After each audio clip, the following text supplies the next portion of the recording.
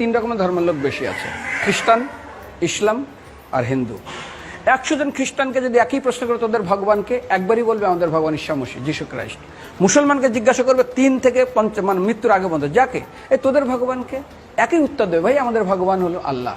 হিন্দুদেরকে যদি একই প্রশ্ন করা হয়, ভাই তোদের ভগবানকে, কনফিউজ। 100% হিন্দু 100% কনফিউজ, জানে না ভগবানকে।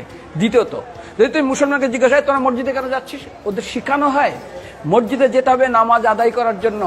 সপ্তাহে ওরা 100% একদিন মসজিদে যাবেই। তুমি যদি খ্রিস্টানদের জিজ্ঞাসা করো তোমরা কেন কোথায় যাবে, কোথায় যাও না, আমাদেরকে একদিন তারা চার্চে যাবে। কেন? ঈশ্বরে প্রার্থনা করার জন্য। ওদের শেখানো হয় জন্মের থেকে, এটা সংস্কার। আর হিন্দুদের যদি জিজ্ঞাসা করে তোমরা মন্দিরে কেন যাচ্ছ, হ্যাঁ আমার ছেলের বিয়ে হচ্ছে না, আমার মেয়ের বাচ্চা হচ্ছে না, আমার বাবা হসপিটালে আছে, কালকের আমার মামলার ডেট আছে, আমার ব্যবসা খুব খারাপ, আমার শরীর খুব খারাপ।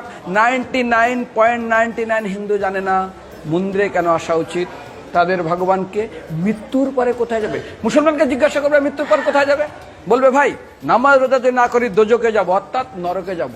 যদি হিন্দুদেরকে জিজ্ঞাসা, ওদেরকে বলবে আর যদি করো নামাজ রোজা করি তাহলে বেহেশতে স্বর্গে যাব। যদি খ্রিস্টানদেরকে জিজ্ঞাসা করো, এই তোমরা যদি আমরা ঈশ্বর আরাধনা করি হেল অর্থাৎ নরকে যাব। যদি বলা হয় যদি করো ঈশ্বর আরাধনা তাহলে তোমরা হেভেন স্বর্গে যাব। আর হিন্দুদেরকে বলে যে তোমরা মরার পরেই 99% হিন্দু এটাই বলে, মিথ্যাই বলে, আমার বাবার সজ্ঞানে স্বর্গে গিয়ে বসেছে। তোর বাবা কি জমি কেনা আছে নাকি স্বর্গে? তোর বাবা জমি কেনা আছে যে তোর বাবা মরার পরে স্বর্গে গেছে, হোয়াটসঅ্যাপ করে দেখি এই যে অ্যাটাচ বাথরুম টয়লেট আমি একদম ভালোভাবে পৌঁছে গেছে, তোর বাবা স্বর্গে গেছে জানিস তুই? আরে মৃত্যুর আগে এত কষ্ট পায়, এত কিছু করে, মারার পরে আমার বাবা স্বর্গে গেছে।